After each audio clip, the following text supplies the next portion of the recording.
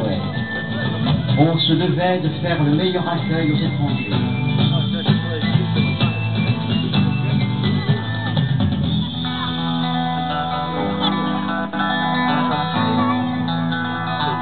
Cependant, d'autres fureurs plus sournoises guettaient le roi René d'Anjou, lui si fidèle à son beau-frère Charles VII, roi de France.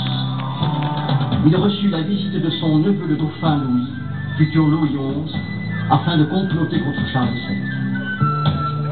René refusa et s'attira la colère de son neveu qui lui témoigna une grande rancune. Mais Louis XI finit en 1481, après de nombreuses péripéties, à faire rattacher la Provence au domaine royal.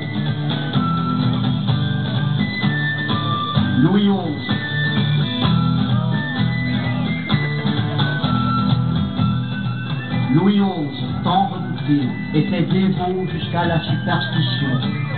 Lors de ses différentes visites à Tarascon, il offrit à Sainte-Marthe une superbe chasse reliquaire en or massif de 25 kilos, où l'on plaça le crâne de la Sainte et de superbes candélabres en métal précieux.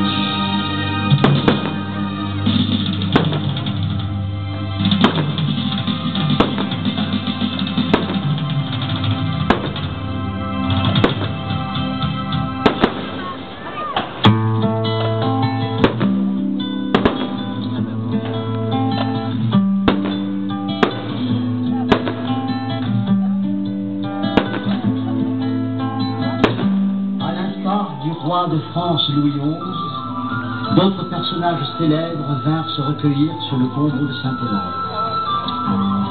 Le 3 février 1516, François Ier, roi de France et comte de Provence, revenant d'Italie après la victoire de Marignan, s'arrêta à Tarascon et vénéra la Sainte Patronne. Le 7 décembre 1564, le roi Charles IX fit halte dans la cité, regagnant Paris, suivi de toute sa cour.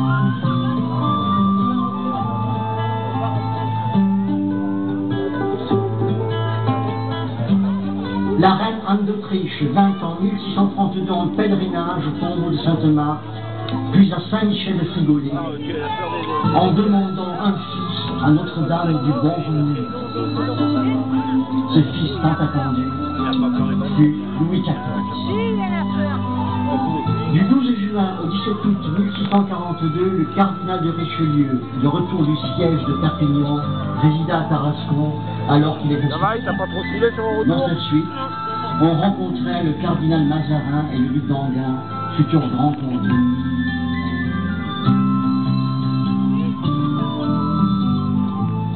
En juillet 1642, le cardinal de Richelieu organisa dans l'église de Sainte-Marthe les funérailles de la reine Marie de Médicis, veuve d'Henri IV et mère du futur roi Louis XIII. Monseigneur Louis de Valois, comte d'Alès, gouverneur de Provence, passa à Tarascon en 1649. Le 12 janvier 1660, venant de Nîmes et se rendant à Arles, le roi de France, Louis XIV, accompagné de la reine-mère Anne d'Autriche, du cardinal Mazarin, du duc de Mercœur, gouverneur de Provence, du maréchal de Villeroy et de toute la cour, vint à Tarascon, se rendant en Espagne en vue du mariage avec l'infante Marie-Thérèse.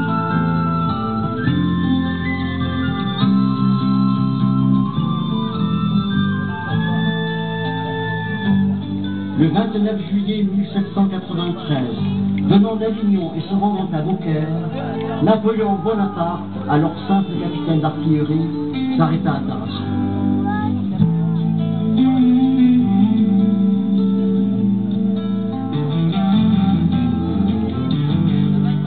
Le pape Pie VII, revenant de Fontainebleau, y fit une halte en 1814.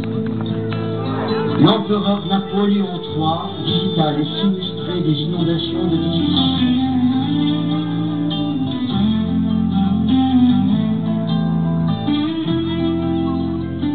Félix Faure, président de la République, arriva par le train en gare de Tarascon en 1896. Monseigneur Roncalli, nonce à Paris et futur pape Jean XXIII, vint en 1948 à Tarascon.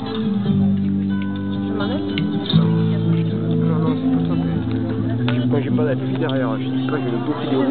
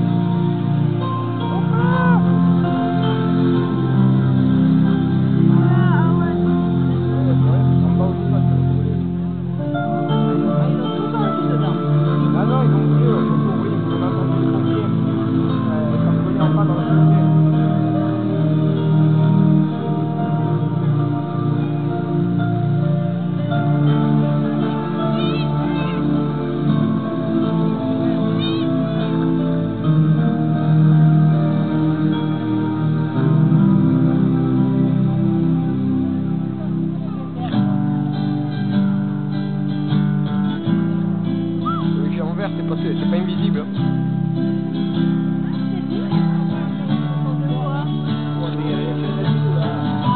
Jean de Provence, tant d'histoires, tant de légendes, tant d'amour entre un peuple et sa sainte patronne, tant de respect pour la bête tuée ne pouvait rester sans lendemain.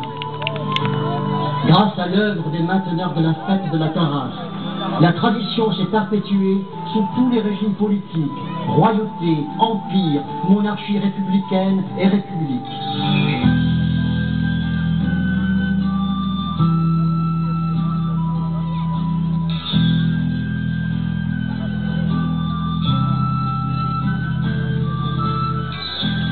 Grâce à l'action des maires de Tarascon qui ont autorisé les fêtes en 1841, en 1861, en 1891, en 1935, en 1947 et encore de nos jours.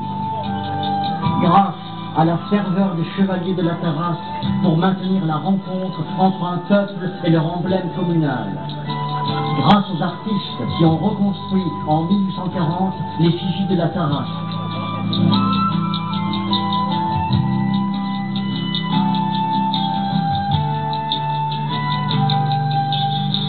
Grâce à Camille Sottorsi, qui a sculpté en 1964 l'effigie du monstre que l'on promène encore aujourd'hui dans les rues de Tarascon.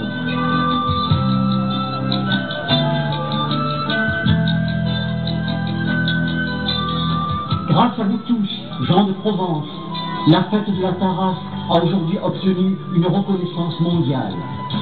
Le 25 novembre 2005, le directeur général de l'UNESCO et le Conseil culturel des Nations Unies ont proclamé la fête de la Tarasque patrimoine oral et immatériel de l'humanité au titre des géants et dragons processionnels de France et de Belgique. Gens de Provence, grâce à votre amitié, grâce à votre participation toujours plus nombreuse, Grâce à votre amour des traditions, la fête de la Tarasque demeurera un patrimoine vivant, un patrimoine pour tous. Vive notre sainte patronne, Sainte Marthe, et que vive longtemps la fête de la Tarasque. Vive Tarascon!